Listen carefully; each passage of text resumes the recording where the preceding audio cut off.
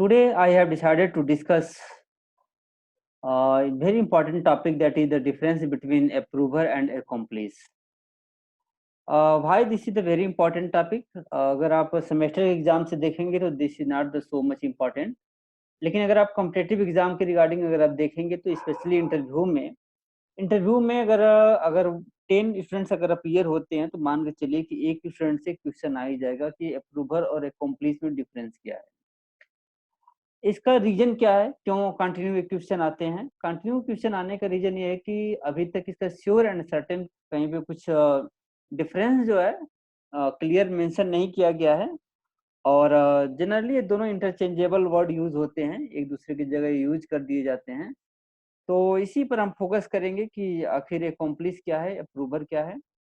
देखिए, आपके जो टॉपिक में थे तो हमने टॉपिक में तो कुछ सेक्शन यहाँ पर इंपॉर्टेंट हमने लिख रखे हैं कि जैसे आज सेक्शन 114 11 114 इलस्ट्रेशन बी 113 306 308 सीआरपीसी। आप देख रहे हैं कि कुछ सीआरपीसी के प्रोविजंस भी इन्वॉल्व हैं, कुछ एविडेंस के भी इन्वॉल्व हैं, तो इस पर हमें डिस्कस करना होगा। और आगे की तरफ हम देख रहे हैं कि यहाँ पर जो क्वेश्चन रिलेटेड है कि 114 है क्या, तो 114 एंड 133 को डिस्कस करने के बाद हम आगे बढ़ेंगे इस पर। तो 113 का एक पॉइंट है कि कोर्ट में प्रिज्यूम, इसका मतलब कि मे प्रिजम्पशन की बात राइज होती है। जब हम फ्रॉम द वेरी बिगिनिंग आपको डिस्कस कर रहे थे प्रिजम्पशन के रिगार्डिंग, तो कुछ यस अब क्लियर आएगा। कोर्ट में प्रिज्यूम, जब हम from the very beginning discuss कर रहे थे मे presume, self presume, conclusive proof, तो वहां पे मे प्रिज्यूम के बारे में हम डिस्कस ऑलरेडी कर चुके हैं। तो मे प्रिज्यूम में बेसिक पॉइंट ये रहता है कि कोर्ट के पास भी ऑप्शन रहता है, पार्टी के पास भी ऑप्शन रहता है, दोनों के पास ऑप्शन रहता है, तो वहां मे प्रिज्यूम होता है। मे प्रिज्यूम में कोर्ट के पास बाइंडिंग बाउंडेशन नहीं है, कोर्ट प्रिज्यूम कर भी सकता है, कोर्ट प्रिज्यूम नहीं भी कर सकता है। तो यहाँ पे मे प्रिज्यूम वर्ड यूज हुआ है और लिखा हुआ है कि कोर्ट क्या प्रिज्यूम कर सकता है कि accomplice is unworthy of credit, मतलब कि जो accomplice है वो रिलायबल नहीं है जब तक कि उसके पॉइंट पर, उसके स्टेटमेंट पर भरोसा नहीं किया जा सकता है, न ही किसी का कन्विक्शन हो सकता है, जब तक कि अनलेस, एक वर्ड इंपॉर्टेंट है, unless he is corroborated in material particulars, जब तक कि वह कुछ इंडिपेंडेंट फैक्ट से उसके स्टेटमेंट को कोरोबोरेट न कर दिया जाए। तो यहाँ इसका ये निकल करके आता है, 114 का क्रक्स ये है कि कोर्ट प्रिज्यूम कर सकता है कि accomplice वर्दी नहीं है, क्रेडिबल विटनेस नहीं है, इसके बेसिस पर कोई कन्विक्शन नहीं किया जाना चाहिए जब तक कि कोरोबोरेशन न हो जाए। ये पॉइंट हो गया। 133 में जब आप आएंगे तो 133 का एक स्टार्टिंग लाइन ही है कि an accomplice shall be competent witness against an accused person. यह डिक्लेरेटरी नेचर है। डिक्लेरेटरी नेचर क्या है? जनरली आप देखते होंगे कि जैसे कि हम आपको डिस्कस कर रहे थे, एक टॉपिक था एडमिशन कन्फेशन का, तो आप देखे होंगे कि सेक्शन 17 18 19 20 डिस्कस कर रहे थे कि व्हाट इज एडमिशन, लेकिन एडमिशन रिलेवेंट है कि नहीं है, तो वो इसका पॉइंट कहाँ पे मेंशन किया गया था? उसका पॉइंट मेंशन किया गया था सेक्शन 21 में। स्टार्टिंग वर्ड ही था कि all admissions are relevant. In the same way ये पहली लाइन है कि an accomplice shall be competent witness. इस लाइन के थ्रू इस पॉइंट को क्लियर किया गया है कि accomplice एक कॉम्पिटेंट विटनेस है। अगर इस लाइन को हटा दें, सपोज दैट इस लाइन को हम हटा देते हैं कि accomplice shall be competent witness against accused person, इस लाइन को हटाते ही ये क्वेश्चन राइज हो जाएगा कि एक्यूज्ड, क्योंकि को एक्यूज्ड ही बाद में accomplice बन जाता है, तो क्वेश्चन राइज होने लगेगा कि whether accomplice is a competent और not, whether statement evidence given by accomplice come under section 30 of the Indian Evidence Act or some other provisions। इसीलिए यहाँ पर एक पहली लाइन जो है सबसे इंपॉर्टेंट है कि an accomplice shall be competent witness, और दूसरी लाइन कह रहा है कि conviction is not illegal. Conviction जो है इलीगल नहीं है, merely because it proceeds upon uncorroborated testimony of an accomplice। अब दोनों में कॉन्फ्लिक्ट कहाँ राइज होता है? ये कह रहा था 114 कह रहा था कि आप कोर्ट प्रिज्यूम कर सकता है कि क्रेडिबल नहीं है, जब तक कि वो कोरोबोरेट न कर दिया जाए। यहाँ पर कोरोबोरेशन की बात हो रही है, और यहाँ पे कहा जा रहा है कि बिना कोरोबोरेशन के भी कन्विक्शन इलीगल नहीं है। एक तरफ यहाँ पे डिमांड हो रही है नीड फॉर द कोरोबोरेशंस, यहाँ पे हम कोरोबोरेशन की बात कर रहे हैं, सॉरी, यहाँ पे हम कोरोबोरेशन की बात कर रहे हैं, कोरोबोरेशन की बात कर रहे हैं। और यहाँ पर जो सेकेंड पार्ट है वहां पर हम कोरोबोरेशन की जरूरत नहीं बता रहे हैं, कारण that is the sufficient.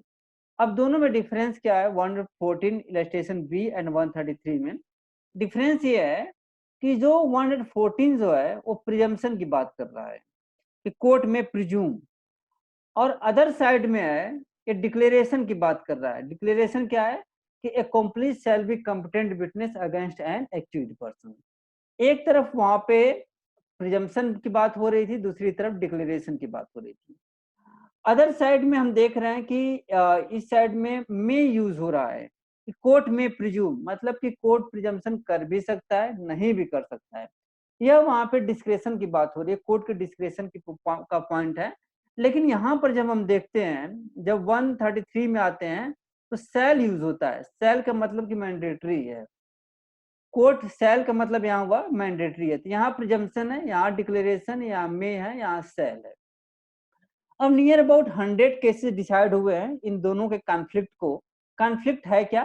Conflict का मेन पॉइंट ये है कि यहाँ पर कोरोबोरेशन की आवश्यकता बताई जा रही है और यहाँ पे कोरोबोरेशन की आवश्यकता नहीं बताई जा रही है। मतलब एक जगह कोरोबोरेशन चाहिए, मतलब लिया जा सकता है, एक जगह कोरोबोरेशन नहीं लिया जा सकता। तो दोनों में कॉन्फ्लिक्ट है, तो दोनों में कॉन्फ्लिक्ट है तो कौन प्रिवेल करेगा? तो इसमें कोर्ट ने एक वो निकाला, इन दोनों का इंटरप्रिटेशन ये निकाला गया। कोर्ट ने कहा कि देखिए जो मे है ए रूल ऑफ प्रिकॉशन है या रूल ऑफ प्रूडेंस है। रूल ऑफ प्रिकॉशन या रूल ऑफ प्रूडेंस का मतलब कहता है कि आप एक प्रिकॉशनरी मेथड अपना सकते हैं। प्रिकॉशन लेना मैंडेटरी नहीं है, लेकिन अगर प्रिकॉशन लेकर चलेंगे तो ज्यादा बेटर होगा। और 133 जो है ए मे की जगह सेल यूज कर रहा है, तो जो सेल यूज कर रहा है तो ए रूल ऑफ लॉ का पॉइंट है। तो आप एक तरफ से देख रहे हैं कि इस साइड में रूल ऑफ प्रिकॉशन है या रूल ऑफ प्रूडेंस है, दूसरी साइड में रूल ऑफ लॉ है। अब क्वेश्चन राइज हुआ कि रूल ऑफ प्रिकॉशन और रूल ऑफ लॉ में अंतर क्या है? रूल ऑफ लॉ का मतलब ये हुआ, आप लोग अपना स्क्रीन वो कर लीजिए, जो म्यूट कर लीजिए, मैं कर देता हूँ। अब रूल ऑफ प्रिकॉशन या रूल ऑफ प्रूडेंस में अंतर क्या है? रूल ऑफ प्रिकॉशन का मतलब ये हुआ कि हम अटेंडेंस, मतलब कि स्टूडेंट अगर नहीं आया है तो रूल ऑफ लॉ है कि मैं उसको एब्सेंट कर सकता हूँ। ये रूल ऑफ लॉ है, मैं उसको एब्सेंट करने के लिए कॉम्पिटेंट हूँ। लेकिन रूल ऑफ प्रिकॉशन कहता है कि यस सर, आपके पास तो ठीक है कि मैं स्टूडेंट हूँ, मैं आया नहीं हूँ, आप मुझे एब्सेंट कर सकते हैं। लेकिन एक बात मैं आपको कहना चाहूंगा कि पिछले 2 महीने से हमारी माँ को पैरालाइज हो गया था, मैं माँ का अपना देख रेख कर रहा था, माँ के सिवा मेरा कोई और नहीं था। मतलब इसलिए आपसे मैं रिक्वेस्ट कर रहा हूँ, अपना एक प्रिकॉशन, एक प्रूडेंस माइंड अप्लाई कर लीजिए कि इस बच्चे को अगर बेनिफिट दे दिया जाए तो क्या रहेगा, कैसा रहेगा। तो देखो रूल ऑफ लॉ कहता है कि यस, जज कैन कन्विक्ट, कन्विक्शन कर सकता है विदाउट किसी कोरोबोरेशन का। लेकिन 114 कहता है कि ठीक है, you can do, you have power, you have authority, you can do. लेकिन बेटर ये होगा कि आप एक इंडिपेंडेंट एविडेंस से इसका कोरोबोरेशन करा लीजिए। रीजन क्या है? रीजन ये है कि जैसे मान लीजिए कि हम 3 लोगों ने मिलकर के किसी का मर्डर किया। मान लीजिए कि मैं, पार्थ और शाहबाज ने मिल करके अखिलेश का मर्डर किया। बाद में क्या हुआ कि शाहबाज कहा कि नहीं नहीं, मुरारी और पार्थ अपना जाने। शाहबाज अब हम सबों के साथ धोखा दे करके सीधा कह रहा है कि मैं एकम्प्लिस बनने के लिए तैयार हूँ, मैं प्रोसिक्यूटर विटनेस बनने के लिए तैयार हूँ, मैं मुरारी और पार्थ के खिलाफ एविडेंस दूंगा। अब बताओ कि जो व्यक्ति दिन रात साथ में था, वो व्यक्ति हम लोगों के साथ धोखा दे करके हम लोगों के खिलाफ ही एविडेंस देने जा रहा है, तो कितना रिलायबल है? उसकी रिलायबिलिटी का तो यही है ना अरे वो बहुत ज्यादा रिलायबल तो है नहीं। तो इसीलिए इसमें यही है, रूल ऑफ प्रिकॉशन और रूल ऑफ लॉ। बस इतना कहना है कि रूल ऑफ लॉ में yes you have power, you can do, but precaution है कि you if you take the precautions और prudence it will be better. अब सीआरपीसी में आते हैं। एक बात और मैं बता दूं, आपने 114 देख लिया, 133 देख लिया, यहाँ पे अप्रूवर वर्ड यूज नहीं हुआ है, यूज हो रहा है एक्कम्प्लिसी। और पूरे इंडियन एविडेंस एक्ट में या सीआरपीसी में या आईपीसी में कहीं पर भी आपको अप्रूवर वर्ड नहीं मिलेगा। जो भी टेक्निकल वर्ड, लीगल वर्ड जो मिलेगा एक्कम्प्लिस मिलेगा, अप्रूवर वर्ड नए सीआरपीसी में, नए आपको एविडेंस में है। तो एक पॉइंट क्लियर हो गया, दोनों का रिलेशन भी बता दिया। सीआरपीसी में हम आते हैं। सीआरपीसी में एक पॉइंट है 306 में। सीआरपीसी में दो जगह यूज होता है कॉम्प्लेक्स वर्ड। एक तो कंटेंट है। कंटेंट जो होता है ना, सेक्शन 1 में क्या लिखा हुआ है, एक्सटेंड मार्जिन, सेक्शन 1 2 3 4 484 शुरू का जो पेजेस देखते हो कंटेंट, एक जगह कंटेंट में 406 का कंटेंट में लिखा हुआ है कि अकम्प्लिश। और दूसरी जगह जो अकम्प्लिश वर्ड यूज हुआ है सीआरपीसी में, वह सेक्शन 306 का मार्जिनल नोट है। मार्जिनल नोट का मतलब कि जो स्टार्टिंग वर्ड में जो मोटी सी हेडिंग रहती है ब्लैक में, उसको मार्जिनल नोट कहते हैं। बस दो ही जगह सीआरपीसी में अकम्प्लिश वर्ड यूज हुआ है और कहीं पर भी अकम्प्लिश वर्ड यूज नहीं हुआ है। अब 306 में अकम्प्लिश का हेडिंग क्या है? 306 का सबसे इंपॉर्टेंट वर्ड है, इसका स्टार्टिंग वर्ड है tender of pardon to accomplice. Tender of pardon to accomplice का मतलब ये हुआ कि वह व्यक्ति ऑलरेडी अकम्प्लिश है, उसके स्टेटस को आप चेंज नहीं कर रहे हैं। हाँ, उस अकम्प्लिश को या किसी भी व्यक्ति को आप टेंडर दे रहे हैं। टेंडर मतलब ऑफर दे रहे हैं कि हम तुम्हें पार्डन कर सकते हैं। अब तुम्हें पार्डन कर सकते हैं तो कुछ कंडीशन तुम्हें फॉलो करना पड़ेगा। तो tender of pardon to accomplice, इसमें एक बात और है, यहाँ पे अकम्प्लिश के पास ऑप्शन है। अगर मान लीजिए कि आप जज हो, आपने अकम्प्लिश को, व्यक्ति रेडी हो गया है कि ठीक है मैं कोर्ट की मतलब अदर एक्टिविटी के खिलाफ एविडेंस दूंगा। एक बात और मैं बता दूं, बहुत ही क्रिस्टल क्लियर हो जाएगा। कई बार अकम्प्लिश बनने के कई रीजन होते हैं। बाय चांस मान लीजिए कि मैंने क्या किया कि अपनी पत्नी का मर्डर करा दिया, मुझे उसके कैरेक्टर पे डाउट था, मैंने 5-6 लोगों के साथ मिलकर के मर्डर करा दिया। अब बाद में मुझे रियलाइज हो रहा है यार मैंने तो बहुत ही गलत कर दिया था, मुझे ऐसा नहीं करना चाहिए था। जैसे कॉन्ट्रैक्ट में इस तरह का एक केस था कि एक लेडीज ने कुछ लोगों से कंस्पिरेसी करके अपने उसका मरवा दिया, मतलब अपने हस्बैंड को ही मरवा दी। बाद में उसको कुछ घोषित किया गया कि जो भी इंफॉर्मेशन देगा उसको रिवार्ड दिया जाएगा, अवार्ड रिवार्ड दिया जाएगा। उसने डिसाइड किया कि हमें रिवार्ड उवार्ड की कोई जरूरत नहीं है, सिर्फ मैं अपने इनर कॉन्शसनेस से मैं चाहती हूँ कि मैं अपनी गलती को रियलाइज करूँ। तो वहां पे उसने सिर्फ अपने इनर कॉन्शस की वजह से उसने अकम्प्लिश बनने को तैयार हो गई।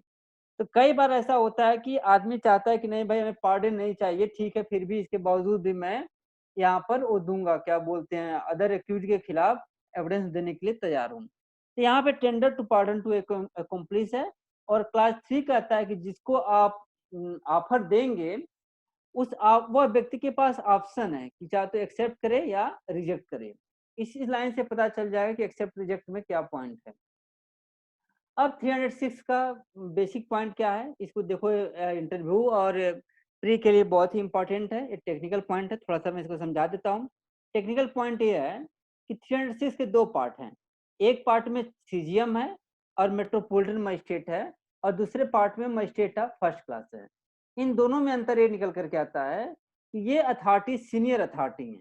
ये सीनियर अथॉरिटी जो हैं, ये 3 स्टेज पर पार्डन का ऑफर दे सकती हैं। ये इन्वेस्टिगेशन के स्टेज पर दे सकती हैं, इंक्वायरी के स्टेज पर दे सकती हैं, ट्रायल के स्टेज पर दे सकती हैं। अब यहाँ पे देख रहे हो कि इंक्वायरी और ट्रायल तो कॉमन है, लेकिन इन्वेस्टिगेशन यहाँ पे मिसिंग है, यहाँ पे इन्वेस्टिगेशन नहीं है। सीजीएम या एमएम तीनों स्टेज पर दे सकते हैं, इन्वेस्टिगेशन, इंक्वायरी, ट्रायल। और यहाँ पे जो दिया जाएगा इंक्वायरी और ट्रायल के दौरान ही दिया जाएगा। अब आता है कि अकम्प्लिश और अप्रूवर में अंतर क्या है। अकम्प्लिश और अप्रूवर में अंतर बताने का सबसे अच्छा तरीका मैंने ये सर्च किया कि आईपीसी और सीआरपीसी को दो पार्ट में मैंने डिवाइड कर दिया। आईपीसी सीआरपीसी को डिवाइड करने का ये रीजन था जिससे कि बहुत ही क्रिस्टल क्लियर हो जाए। जब हम एविडेंस में जाएंगे तब वहां पे क्या पॉइंट मिलेगा, और सीआरपीसी में जाएंगे तो क्या पॉइंट मिलेगा। जब हम एविडेंस में जब जाएंगे तो नियर अबाउट मैंने 50 जजमेंट के आसपास मैंने पढ़ा और सारे जजमेंट में एक्कॉम्प्लिस की जगह अप्रूवर, अप्रूवर एक्कॉम्प्लिस दोनों इंटरचेंज के यूज हुए थे, दोनों में कोई अंतर नहीं था। एक लेटेस्ट जजमेंट हमने देखा जो कि कुछ लोगों में सुमित ने शेयर किया था, मृणाल दास वर्सेस स्टेट ऑफ त्रिपुरा का लेटेस्ट जजमेंट है। इसमें 65 बार अप्रूवर यूज हुआ है, 45 बार के आसपास एक्कॉम्प्लिस वर्ड यूज हुआ है, और दोनों ही वर्ड कई बार तो डैश देकर के यूज हुआ है, कई बार नॉर्मल वे में यूज हुआ है, और इस केस में कम से कम 20 केसेस अदर केसेस भी साइट हुए हैं, दोनों में भी यही है एक्कॉम्प्लिस अप्रूवर में। तो यहाँ पर एविडेंस के पर्पज से एक्कॉम्प्लिस अप्रूवर में कोई अंतर नहीं है। इसको मैं बाद में और एक्सप्लेन करूंगा। और सीआरपीसी के पर्पज से थोड़ा सा डिफरेंस आता है। सीआरपीसी के पर्पज से जो डिफरेंस है वो प्रैक्टिकल डिफरेंस है, वो लीगल डिफरेंस नहीं है। प्रैक्टिस में डिफरेंस चलता है। प्रैक्टिस में डिफरेंस क्या है? जैसे मान लीजिए कि सीआरपीसी अप्रूवर वर्ड यूज नहीं करती है, सीआरपीसी क्या वर्ड यूज कर रही है? एक्कॉम्प्लिस वर्ड यूज कर रही है। अब यहाँ पे दो सेक्शन है जहां पर कि एक्कॉम्प्लिस को पार्डन दिया जा सकता है। कौन कौन सेक्शन है? 306 है, 307 है। अब 306 और 7 में डिफरेंस क्या है? डिफरेंस देखो एकदम क्रिस्टल क्लियर में बता दूं। 306 जो कहता है वो इनिशियल स्टेज का है, जो व्यक्ति कॉग्निजेंस लिया वही ट्रायल कर रहा है, वो मैटर 306 में आएगा। 307 में वो मैटर आएगा जो व्यक्ति कॉग्निजेंस लिया लेकिन ट्रायल नहीं कर रहा है, वह किसी और को कमिट कर रहा है केस को। जब मैं तुम लोगों को पढ़ा रहा था सीआरपीसी, तो दो सेक्शन उसमें यूज कोट किया था मैंने, 193 सीआरपीसी और 209 सीआरपीसी। तो उसमें हमने देखा कि फर्स्ट क्लास का मजिस्ट्रेट कॉग्निजेंस लेता है, सेकेंड क्लास का कॉग्निजेंस लेता है, कोर्ट ऑफ सेशन कॉग्निजेंस नहीं लेता है। तो कोर्ट ऑफ सेशन कॉग्निजेंस नहीं लेता है तो कॉग्निजेंस लेकर के केस को कमिट किया जाता है। तो जो केस को कमिट किया जाएगा, मान लीजिए कि मैं फर्स्ट क्लास का मजिस्ट्रेट हूँ, मैंने कॉग्निजेंस ले लिया लेकिन मैंने पार्डन का ऑफर नहीं दिया, क्योंकि पार्डन का ऑफर मैं इंक्वायरी और ट्रायल के दौरान ही दे सकता था, मैं इन्वेस्टिगेशन के दौरान नहीं दे सकता था, और मैं फर्स्ट क्लास का मजिस्ट्रेट हूँ और मैंने केस को कमिट कर दिया सेशन कोर्ट को। तो क्या सेशन कोर्ट इस तरह का टेंडर दे सकता है पार्डन के लिए? यस, दे सकता है। लेकिन जो सेशन कोर्ट देगा टेंडर, वो 307 के अंतर्गत देगा। 307 के अंतर्गत वो अथॉरिटी टेंडर देती है जो ओरिजिनल केस हैंडल नहीं करती है। उसके पास जो केसेस आते हैं वो कमिटमेंट के थ्रू आते हैं, कोई और अथॉरिटी उसके पास केस को ट्रांसफर करती है। तो ये बेसिक डिफरेंस 306 और 7 का है, ये याद रख लेना। अब यहाँ पर आया कि मैंने अभी भी बताया कि क्लास 3B के पढ़ने से लग जा रहा है कि जब टेंडर आप देंगे तो उसके पास ऑप्शन है, वो एक्सेप्ट भी कर सकता है और रिजेक्ट भी कर सकता है। अब अगर उसने रिजेक्ट कर दिया तो एक्कॉम्प्लिस है वो। देखो एक बात और बता दें, पार्डन देना एक टोटली डिफरेंट आइडिया है। पार्डन सिर्फ एक इंस्टिगेशन का काम कर रहा है। कई बार आदमी एकदम इंडिपेंडेंट है, कहा भाई मुझे कोई फायदा हो नुकसान ना हो, मतलब कोई फायदा हो ना हो नुकसान हो, कोई हमसे मतलब नहीं है। मैं अपनी पत्नी का लोगों के साथ मिल करके मर्डर करवाया हूँ, मेरे लिए एक ही सजा है कि मैं जिंदगी भर जेल काटूं और मैं अब बाहर रहना ही नहीं चाहता। बहुत ही अंदर से वो ग्लानि महसूस कर रहा है और इस तरह से वो जेल जाना चाहता है, लेकिन वो एक्कॉम्प्लिस बनना चाहता है और टेंडर को एक्सेप्ट नहीं करता है। टेंडर को न एक्सेप्ट करने के बावजूद भी वो एक्कॉम्प्लिस है। लेकिन अगर वो टेंडर को एक्सेप्ट कर लिया और पार्डन मिल गया तो वह एक्कॉम्प्लिस के साथ साथ अप्रूवर में कन्वर्ट कर गया। वह एक्कॉम्प्लिस के साथ साथ किस में कन्वर्ट कर गया? अप्रूवर में कन्वर्ट कर गया।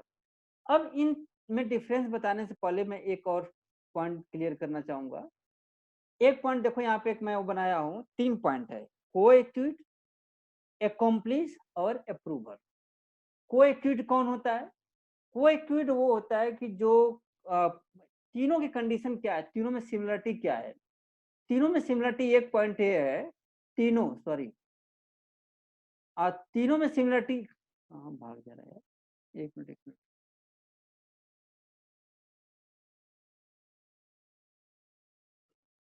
तीनों में सिमिलरिटी ये है कि all of this have participated in the commission of crime. अब कोएक्यूट और एक्कम्प्लिस क्या है? पहले तो कोएक्यूट होगा, हाँ, कोएक्यूट है, कोएक्यूट ही has committed the crime along with other person. तो कोएक्यूट के पास दो ऑप्शन है, कोएक्यूट के पास पहला ऑप्शन ये है, 3 ऑप्शन है कोएक्यूट के पास। पहला ऑप्शन ये है कि वो किसी के बारे में कुछ ना बोले, बाकी के साथ उसका ट्रायल चलेगा और ट्रायल के लिए तैयार है। दूसरा ऑप्शन है कि वो कन्फेशन कर रहा है और उस कन्फेशन में अपने आप को भी इन्वॉल्व कर रहा है और सेकंड व्यक्ति जो बाकी व्यक्ति हैं उनको भी इन्वॉल्व कर रहा है। उनको भी इन्वॉल्व कर रहा है, अपने को भी इन्वॉल्व कर रहा है, तो वो मैटर कोएक्यूट की कैटेगरी में आएगा और वह सेक्शन जाएगा सेक्शन 30 के अंतर्गत जाएगा। दूसरी कैटेगरी ये है कि उसने तैयार हो गया कि ठीक है यार, हमें कुछ बेनिफिट मिल जाएगा, मैं बाकी के बारे में डिस्क्लोज कर दूंगा इन्फॉर्मेशन। तो वह कोएक्यूट जैसे ही प्रोसिक्यूटर विटनेस बनने के लिए तैयार हुआ, तो वह कोएक्यूट के साथ साथ उसका स्टेटस कन्वर्ट हो गया और वो हो गया वो एक्कम्प्लिस। अब मान लीजिए कि एक्कम्प्लिस हो गया वो, अब एक्कम्प्लिस के साथ साथ उसने पार्डन भी स्वीकार कर लिया, वो हो गया अप्रूवर। ये डिफरेंस सीआरपीसी के पर्पज से है, लेकिन एविडेंस के पर्पज से इन दोनों में डिफरेंस नहीं है। क्यों डिफरेंस नहीं है? रीजन ये है कि एक्कम्प्लिस जो है, अरे अप्रूवर है, अप्रूवर इज आल्सो एक्कम्प्लिस। जैसे मान लीजिए कि हम जब पढ़ाते थे कल्पेबल, होमिसाइड, मर्डर और इस तरह का जब अंतर बताते थे, एक एग्जांपल लेते हैं बहुत सिंपल सा। दूध लेते हैं, दूध के बाद उसको दही बनाते हैं, दही के बाद उसको छाछ बनाते हैं। अब तीनों में अंतर देखो। दूध क्या है? वो एक्यूज था, उसके बाद वो दही बन गया, वो एक्कम्प्लिस हो गया और दही से ही उसको हम छाछ बना दिए। मतलब ये है कि तीनों की ओरिजिन कहाँ से हो रही है? दूध ही से हो रही है, मिल्क से हो रही है। लेकिन दही भी दूध ही था और छाछ भी दही था, दही से पहले दूध था। इस तरह से अंतर ये निकल करके आया। तो 133 के अंतर्गत जो एक्कम्प्लिस वर्ड यूज हुआ है, वह एक्कम्प्लिस अप्रूवर को भी कवर कर लेगा। अब यहाँ पे डिफरेंस क्या है? सीआरपीसी कहता है, सीआरपीसी में एक्कम्प्लिस वर्ड यूज हुआ है और अप्रूवर वर्ड सीआरपीसी में यूज नहीं हुआ है, पहली बात। दूसरी बात, अगर उसे एक्कम्प्लिस के लिए टेंडर किया जाता है और टेंडर को एक्सेप्ट करता है, अगर टेंडर को एक्सेप्ट करता है तो वो अप्रूवर में कन्वर्ट हो जाएगा। He has option either to accept और रिजेक्ट। अब यहाँ पर है कि approver is a person who has accepted tender to pardon with premise to speak full and to disclosure of the whole circumstances of the case. मतलब कि उसके पास option था कि वो एक्सेप्ट करे या रिजेक्ट करे, लेकिन जैसे ही उसने एक्सेप्ट किया, वह एक्कम्प्लिस के साथ इस कैटेगरी में आ गया, अब वह अप्रूवर बन गया। इस तरह का ये चेंज हुआ। अब इसमें क्या है कि all accomplice are not approver but all approvers are accomplice. All approvers are accomplice. एक डिफरेंस हुआ तुम्हें सीआरपीसी के पर्पज से, ये प्रैक्टिकल डिफरेंस है। इस तरह का लॉ में कोई कुछ डिफरेंस नहीं मिलेगा। डिफरेंस के रिगार्डिंग मैंने सिर्फ एक जगह पढ़ा, इसके रिगार्डिंग बटुकलाल की बुक है, बटुकलाल की बुक में इस पॉइंट को डिस्कस किया गया था कि एक्कम्प्लिस और अप्रूवर में क्या अंतर है। उनका सिर्फ इतना यही कहना था कि एक्कम्प्लिस के पास ऑप्शन है टेंडर को एक्सेप्ट करे या रिजेक्ट करे। अगर रिजेक्ट कर दिया स्टिल ही इज एक्कम्प्लिस, अगर उसने एक्सेप्ट कर दिया तो एक्कम्प्लिस के साथ साथ उसका कंडीशन समथिंग इंप्रूव हो गया और वह अप्रूवर हो गया। अप्रूवर होने का मतलब ये नहीं कि एक्कम्प्लिस नहीं रहा, वह एक्कम्प्लिस था लेकिन समथिंग उसका स्टेटस चेंज हो गया। अब एविडेंस के पर्पज से जाएंगे। एविडेंस में एक्कम्प्लिस वर्ड 3 जगह यूज हुआ है। एक 114 इलस्ट्रेशन बी में यूज हुआ है, एक 133 में यूज हुआ है और एक 156 के इलस्ट्रेशन में यूज हुआ है। 3 जगह एक्कम्प्लिस वर्ड यूज हुआ है, लेकिन अप्रूवर वर्ड कहीं पर भी यूज नहीं हुआ है। अब कॉम्पिटेंट विटनेस की जब बात आती है, कॉम्पिटेंसी की बात आती है, तो कॉम्पिटेंसी की बात ये थी तो 133 के अंतर्गत एक्कम्प्लिस एक कॉम्पिटेंट विटनेस है। अप्रूवर वर्ड भी कॉम्पिटेंट है। कैसे कॉम्पिटेंट है? अब यहाँ पे इंपॉर्टेंट वर्ड है, here approver word has not been used under the Indian law. Indian law के अंतर्गत अप्रूवर वर्ड यूज नहीं हुआ है। Approver is also accomplice, approver is also accomplice, क्योंकि जैसे कि हम मर्डर और कल्पेबल होमिसाइड जब पढ़ाते हैं तो कहते हैं ना, all culpable homicides are not murder but all murder is culpable homicide. क्योंकि मर्डर के स्टेज पर पहुंचने से पहले उसे कल्पेबल होमिसाइड बनना पड़ता है। तो जहां पर हम मर्डर लिख देंगे, जहां पर हम मर्डर लिख देंगे वहां पे कल्पेबल होमिसाइड इंक्लूड नहीं होगा। लेकिन नहीं, सॉरी, जहां पर अगर कल्पेबल होमिसाइड लिख देंगे वहां पे मर्डर इंक्लूड नहीं होगा। लेकिन जहां पे मर्डर यूज कर देंगे वहां पे कल्पेबल होमिसाइड यूज हो जाएगा। यहाँ पर है कि so being accomplish approver is also competent under the Indian evidence act 133। Presumption के रिगार्डिंग है तो वही प्रिजम्पशन इलस्ट्रेशन बी के अंतर्गत भी कवर करता है। और approver is species of accomplish, so he is so presumption can be drawn against him also। अब सिंपल सी बात है एक लाइन में कि अगर आपसे कोई पूछ दे कि अकॉम्प्लिस और अप्रूवर में क्या अंतर है, इतना ही बताना कि सीआरपीसी में इसका अंतर है, इसकी रिलेवेंसी है, लेकिन एविडेंस के पर्पज से इसकी कोई रिलेवेंसी नहीं है। अकॉम्प्लिस और approver both are interchangeable word है। अकॉम्प्लिस चाहे आपको पार्डन मिला तो भी कॉम्पिटेंट है, पार्डन नहीं मिला तो भी कॉम्पिटेंट है 133 के अंतर्गत। यही एक बेसिक डिफरेंस है इसका। अब इसके पॉइंट पर हम आगे बढ़ते हैं। को एक्यूट और अकॉम्प्लिस में क्या अंतर है, ये सब देखो यहाँ पे 3 को डिवाइड किया हूं। अकॉम्प्लिस को पार्डन दिया गया, क्यों पार्डन दिया गया? वो रिलायबल था। कुछ मैटर में अकॉम्प्लिस को पार्डन नहीं दिया गया, उसे हमने अनरिलायबल मान लिया। अकॉम्प्लिस अगर पार्डन दिया गया तो वह अप्रूवर हो गया, पार्डन दिया गया तो वो अप्रूवर हो गया। अब यहाँ पर पार्डन नहीं दिया गया तो भी still he is the accomplice, he did not converted into the approver। approver still accomplice is competent under section 133, accomplice is competent under section 133। दोनों ही 133 के अंतर्गत एविडेंस देने के लिए कंपिटेंट है। अब हु इज एन accomplice, इस पर 4-5 केसेस है। मीनिंग इसका क्या है accomplice का? इसका सबसे फेमस केस जो है ब्रिटिश लॉ का है एक, Davis versus director of public prosecution का एक केस है। अगर हम आपको बता दें कि अगर आप accomplice का मीनिंग लिख रहे हैं और अगर ये केस साइट नहीं कर रहे हैं Davis versus director of public prosecution का, तो आपको एक भी मार्क्स नहीं मिलेगा। इसका रीजन ये है कि जैसे कि जितने भी केसेस हमारे इंडिया में साइट हुए हैं रिगार्डिंग मीनिंग ऑफ accomplice का, तो सारे के सारे केसेस जो बारो किए गए मीनिंग ये Davis versus director of public prosecution से ही मीनिंग बारो किए गए। और दूसरा लैंडमार्क जजमेंट इंडियन कॉन्टेक्स्ट में हम देखेंगे RK Dalmia versus Delhi administration का, बहुत ही लैंडमार्क जजमेंट है। आप देखेंगे कि ये जजमेंट जो है 1954 का है, ये सेकंड जजमेंट डालमिया का 1962 का है। और ये जो जजमेंट है जगन्नाथ वर्सेस इंपरर का, यह इंडियन कॉन्टेक्स्ट में अवध हाई कोर्ट का जजमेंट डिसाइड हुआ है। इसको 1942 में डिसाइड हुआ था, 1942 में। यह जजमेंट पहला जजमेंट है जो कि इंडियन कॉन्टेक्स्ट में accomplice को थोरोली डिस्कस किया गया था। तो accomplice के रिगार्डिंग जब भी आपसे कोई पूछे तो आप दो मेथड अपना सकते हैं। पहला मेथड ये है कि आप पहले आप ब्रिटिश लॉ कोट कर दीजिए, सुप्रीम कोर्ट डिस्कस कर दीजिए और आप अवध हाई कोर्ट डिस्कस कर दीजिए। दूसरा मेथड है ईयर वाइज चलने का है और क्रोनोलॉजिकल वे में चलने का है। क्रोनोलॉजिकल वे में आएंगे तो पहले जगन्नाथ का केस डिस्कस करेंगे 1942 का है, फिर Davis versus director of public prosecution का केस 1954 का है,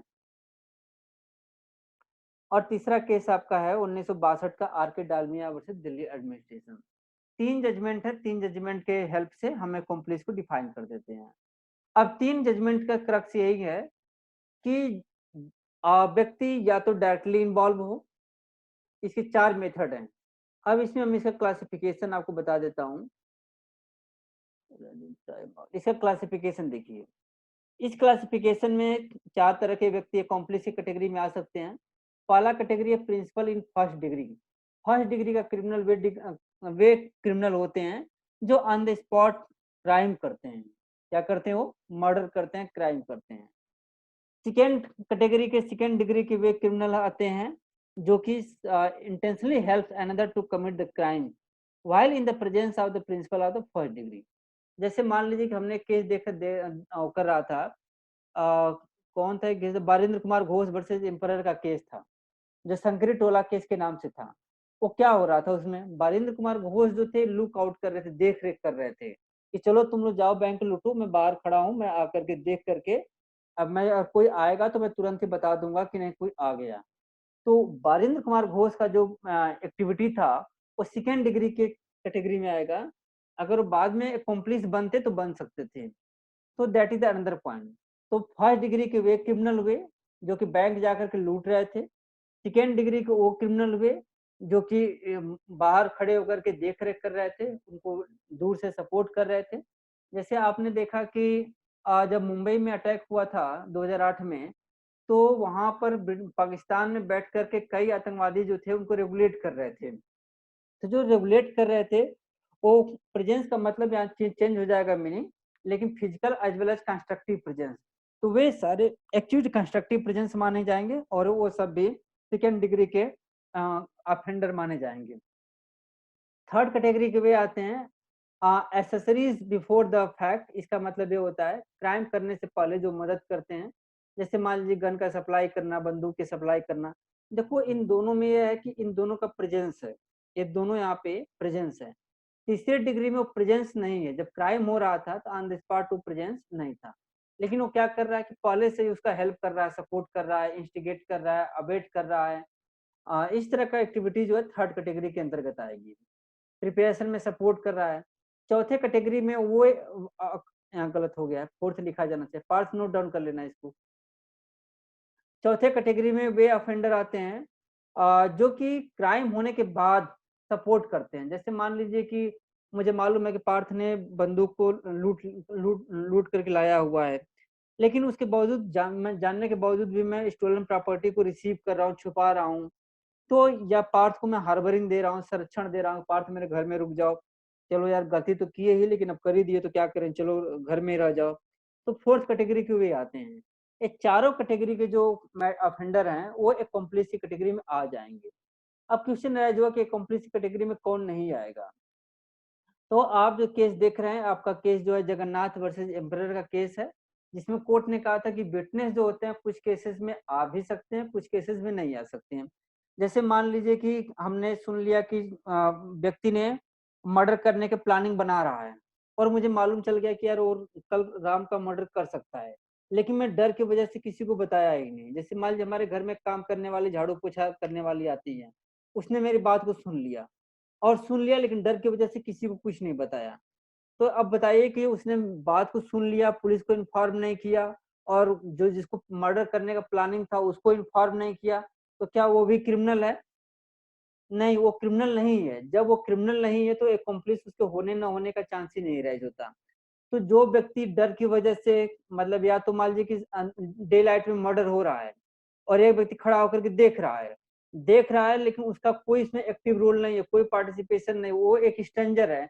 जैसे मान लीजिए साइकिल से जा रहा था, साइकिल खड़ा करके उसको देखने लगा, उसको बचाने का प्रयास ही नहीं किया, तो क्या वह व्यक्ति अकॉम्प्लिस होगा? नहीं, वह व्यक्ति अकॉम्प्लिस नहीं होगा, वह व्यक्ति सिंपल ही विटनेस ही कैटेगरी में आएगा। तो इस जगन्नाथ के केस में बताया गया था कौन व्यक्ति विटनेस की कैटेगरी में आएगा, कौन व्यक्ति नहीं आएगा। और एक्कम्प्लिस के मीनिंग के बारे में इस केस में कहा गया था कि जब एक्कम्प्लिस वर्ड इंडियन कॉन्टेक्स्ट में एक्ट में डिफाइन नहीं किया गया है, जब डिफाइन इसका नहीं किया गया तो इसका ऑर्डिनरी मीनिंग ही लेना चाहिए। और ऑर्डिनरी मीनिंग में वे व्यक्ति आते हैं जो एसोसिएट होते हैं, मतलब कि क्राइम होता है या तो उसमें एसोसिएट रहते हैं या उसके पार्टनर होते हैं क्राइम के, या सम वे और other way connected with the offence in question, या किसी भी तरह से वो डायरेक्टली इनडायरेक्टली किसी भी तरह से वह ऑफेंस से कनेक्टेड होते हैं। ऑफेंस से कनेक्टेड होने का मतलब जैसे कंस्पिरेटर है या इंस्टिगेटर है, अबेटर है, इस तरह का मैटर हो सकता है। तो यहाँ पे अकॉम्प्लिस वर्ड को पहली बार इंडियन कॉन्टेक्स्ट में डिफाइन किया गया था कि अगर जो वर्ड डिफाइन नहीं है ऑर्डिनरी मीनिंग लेंगे, और इसके अंतर्गत जो व्यक्ति या तो एसोसिएट हो या पार्टनर हो क्राइम का, या डायरेक्टली या इनडायरेक्टली किसी भी तरह से इन्वॉल्व हो, उसको हम अकॉम्प्लिस मानेंगे। इसमें 3 तरह के इस केस में कैटेगरी कैटेगराइज किया गया था। इसमें 3 कैटेगरी बताई गई थी। पहला कैटेगरी वे बताई गई थी वे अकॉम्प्लिस जो कि या तो फर्स्ट डिग्री के हों या तो सेकंड डिग्री के हों, वो अकॉम्प्लिस माने जाएंगे। या जो एसेसरीज बिफोर फैक्ट हैं, जो क्राइम होने से पहले जो सपोर्ट करते हों या क्राइम होने के बाद सपोर्ट करते हों। तो आप देख रहे हैं कि जगन्नाथ वर्सेस एम्परर का लीडिंग केस है, जिसमें मीनिंग भी बता दिया गया था और इसमें इसकी कैटेगरी भी बता दिया गया था। उसी तरह से डालमिया के जजमेंट जब आप आएंगे या डेविस का केस आएंगे, तो डेविस के केस की जो लाइन है उसको थोड़ा सा मॉडिफाई करके सुप्रीम कोर्ट ने अपने जजमेंट में कोट कर लिया था और कुछ किया ही नहीं था। सुप्रीम कोर्ट ने कोट किया था। सुप्रीम कोर्ट या तो डेविस की जजमेंट को पढ़ लें आप, या आप आर के डालमिया का जजमेंट पढ़ लें, दोनों बात बराबर ही है। तो चलिए हम डेविस का केस को हाईलाइट कर देते हैं थोड़ा सा। डेविस के केस में कहा गया था कि अकॉम्प्लिस वे व्यक्ति होते हैं जो कि पार्टिसिपेंट्स क्रिमिनीज, ये लैटिन वर्ड है। इसका मतलब ये होता है कि पार्टिसिपेंट्स पार्टिसिपेट्स क्रिमिनीज का मतलब a person who has participated in the commission of crime that is the accomplice, whether he is a principal, या तो प्रिंसिपल हो, या एसेसरीज बिफोर और after the fact in felonies of persons committed that.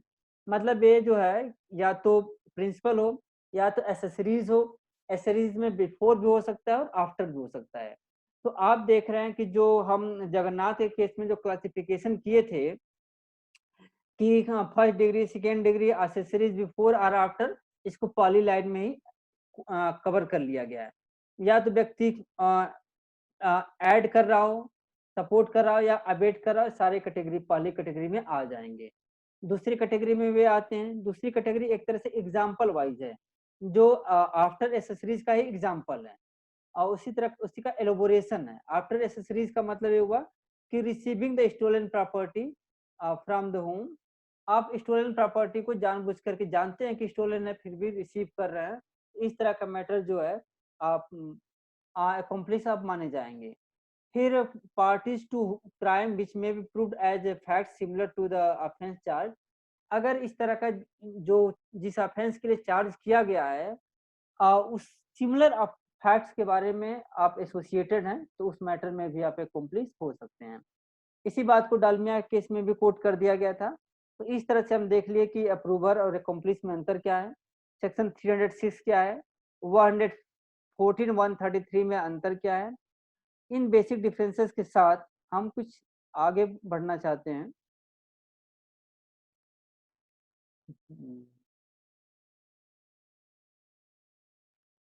Yes, हाँ, accrued और approver. अब हमने देखा कि एविडेंस के पर्पज से अकॉम्प्लिस अप्रूवर में कोई अंतर नहीं है, और इन दोनों में और को एक्यूड में क्या अंतर है। इन दोनों में अंतर बताने के लिए मैंने दो जजमेंट कोट किया है। दोनों जजमेंट आपके सिलेबस में है। बोबोनी साहू वर्सेस किंग, जो अभी तुरंत मैं कुछ दिन बाद पढ़ाऊंगा, और मोहम्मद खालिद का केस मैंने आपको पढ़ा चुका हूँ। तो कोर्ट ने बोबोनी साहू केस में अकॉम्प्लिस के बारे में 3 पॉइंट कहा था। अकॉम्प्लिस के बारे में, सॉरी, को एक्यूट के बारे में कोर्ट ने कहा था कि को एक्यूट का जो एविडेंस सेक्शन 30 में दिया जाता है बहुत ही वीक साइड का होता है। क्यों वीक होता है सेक्शन 30 का एविडेंस? क्योंकि वहां पे बिना ओथ के एविडेंस लिया जाता है, और वहां पे एक्यूट जो एविडेंस देता है in absence of other party, cross examination भी नहीं होता है। और सबसे इंपॉर्टेंट बात, कोर्ट ने जब कंपेयर किया को एक्यूट और अकॉम्प्लिस के एविडेंस को, तो कोर्ट ने कहा कि को एक्यूट का जो एविडेंस है वो much weaker then the accomplish evidence. अब यहाँ पर हम डिफरेंस जब निकालेंगे, आप देख रहे हैं कि प्रोविजन क्या है। तो अकॉम्प्लिस के बारे में जो प्रोविजन दिया गया है वह आपके 14 133 में है। को एक्यूट का जो प्रोविजन है सेक्शन 30 में दिया गया है। वैल्यू क्या है? वैल्यू क्या है कि ये स्ट्रांगर एविडेंस है। क्यों स्ट्रांगर एविडेंस है? क्योंकि कोर्ट ने अभी इस बोबोनी की साउथ केस में बताया भी गया था, और इस केस में बताया गया था कि इसका ये वीकर है और ये स्ट्रांगर है। रीजन क्या है? जब यहाँ पे कॉम्प्लिस एविडेंस देता है 133 के अंतर्गत, तो वो अपना एविडेंस ओथ पर देता है, लेकिन यहाँ पे ओथ पे एविडेंस अपना नहीं देता, विदाउट ओथ देता है। ये जो एविडेंस दिया जाता है यहाँ पे विदाउट ओथ है। अब यहाँ पे